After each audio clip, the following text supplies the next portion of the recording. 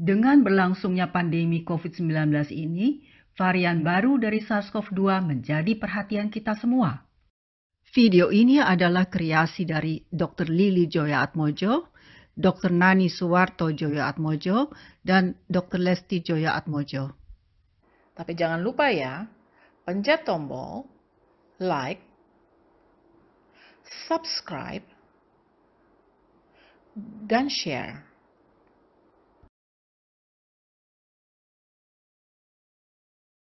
Sebelumnya, kita pahami lebih dulu apa itu virus. Virus merupakan mikroba yang berukuran sangat kecil. Struktur virus corona sangat sederhana, hanya terdiri dari paket protein yang mengandung materi genetika dengan protein lonjakan di permukaannya. Karena struktur virus sangat sederhana, maka virus tidak dapat bereproduksi secara mandiri dan akan mati tanpa inangnya. Bagaimana cara virus masuk ke dalam sel manusia dan bereplikasi atau berkembang biak di dalamnya? Seperti diketahui, virus corona berbentuk bulat dan ditutupi oleh protein lonjakan.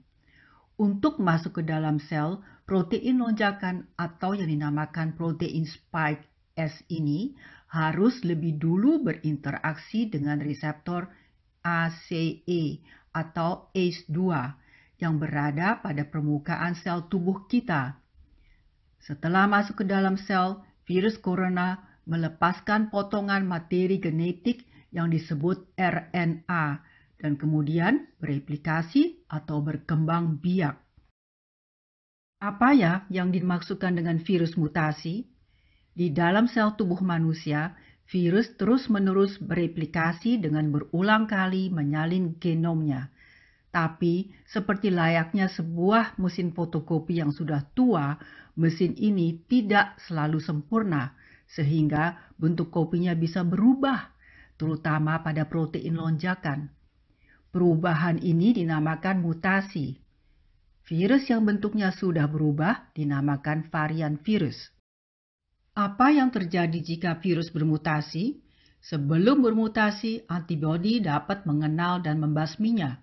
Setelah bermutasi, permukaan virus terlihat berbeda dari virus aslinya. Kekebalan tubuh yang sebelumnya sudah dibangun tidak lagi dapat melawan varian baru yang sudah menyimpang. Seseorang kemudian menjadi rentan terhadap varian virus yang baru. Sebagian besar virus yang bermutasi tidak berbahaya, bahkan bisa menjadi lebih lemah dan menghilang dengan sendirinya.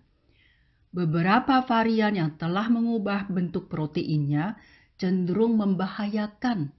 Mereka lebih mudah menyebar dan membuatnya kebal terhadap pengobatan atau vaksin. Virus yang sudah bermutasi dapat mempengaruhi cara penyebarannya dan meningkatkan keparahan penyakit yang disebabkan oleh virus itu. Semakin lama virus beredar, semakin banyak orang yang terinfeksi, semakin banyak kesempatan virus untuk bermutasi. Ini sangat berbahaya dan semakin banyak pula orang yang jatuh sakit. Penyebaran virus dapat terjadi karena perpindahan manusia dari satu tempat ke tempat lainnya. Misalnya mudik atau pulang kampung atau ke daerah atau negara lain. Ini bisa menyebabkan virus mulai menyebar di tempat yang baru, walaupun saat itu mungkin belum ada perubahan biologi di dalam virus. Ini yang dinamakan the founder effect atau efek pendiri.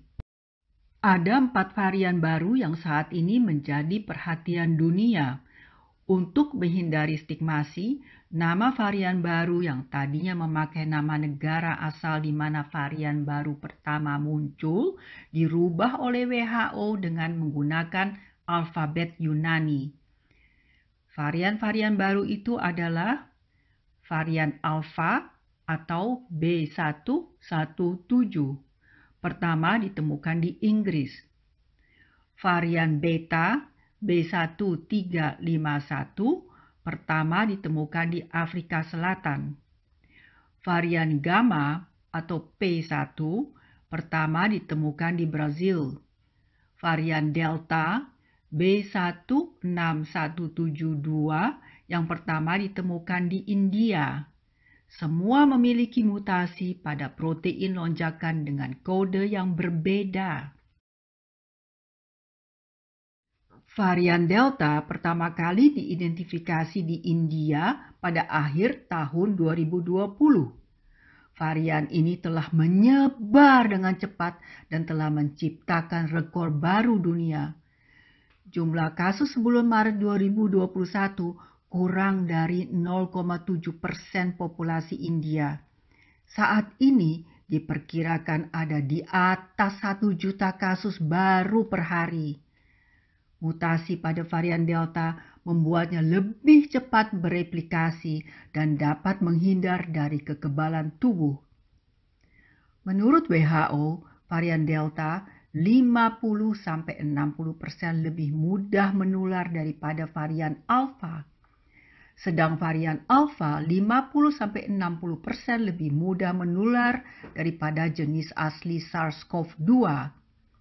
Varian Delta dapat meningkatkan kemampuannya untuk menyatu dengan sel kita. Dengan demikian, varian ini dapat menginfeksi lebih banyak sel dan dengan mudah dapat menghindari sistem kekebalan tubuh. Tingkat keparahan dari varian Delta lebih tinggi dibanding dengan varian sebelumnya. Varian Delta dianggap bertanggung jawab atas infeksi ulang, baik setelah infeksi alami atau setelah vaksinasi. Kekhawatiran lain tentang munculnya varian baru adalah terjadinya kegagalan tes RT-PCR untuk diagnostik, karena ada kemungkinan tes ini gagal dalam menargetkan gen yang mengkode protein lonjakan varian baru. Kasus telah melonjak di kalangan anak muda dan yang tidak divaksinasi, yang menyebabkan peningkatan rawat inap pada kelompok tersebut. Fakta di Inggris dan Skotlandia menunjukkan bahwa orang yang terinfeksi varian Delta 2 kali lipat lebih banyak dirawat di rumah sakit dibandingkan dengan mereka yang terinfeksi varian Alpha.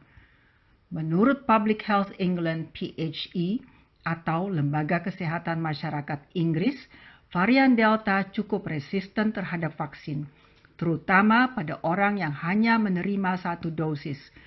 Dengan 2 dosis, efikasi vaksin dapat meningkat. Penyebaran dapat diperlambat melalui 2 dosis vaksinasi dan dengan meningkatkan pengawasan dan pelacakan kontak. Bagaimana dengan gejala varian Delta? Gejalanya berbeda dengan varian-varian sebelumnya. Gejala teratas adalah sakit kepala, kemudian diikuti oleh sakit tenggorokan, pilek, dan demam. Gejala COVID tradisional seperti batuk dan kehilangan penciuman jauh lebih jarang. Virus terus-menerus bermutasi. Akhir-akhir ini timbul varian tambahan baru yang dinamakan varian Delta Plus yang sudah menyebar ke 9 negara.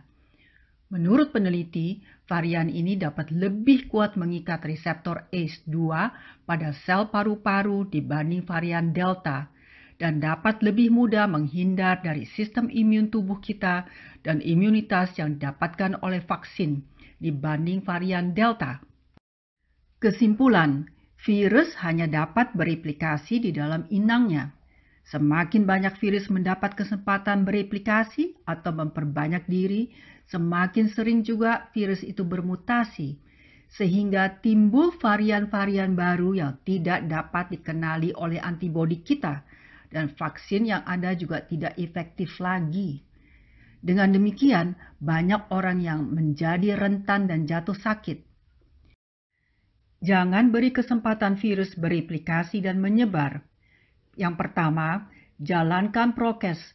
Pakai double maskers, ambil jarak 1,5 meter, cuci tangan, hindari keramaian. Yang kedua, hindari ruangan tertutup di tempat ramai.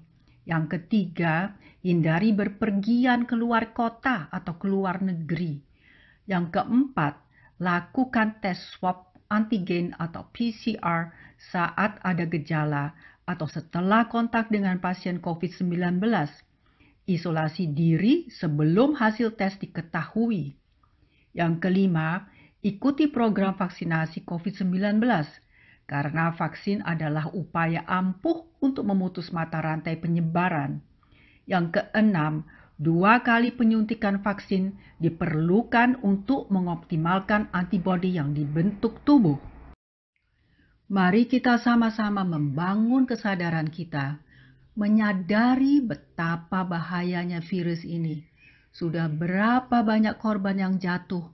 Hanya dengan kesadaran yang tinggi, kita dapat mengakhiri pandemi ini. Terima kasih.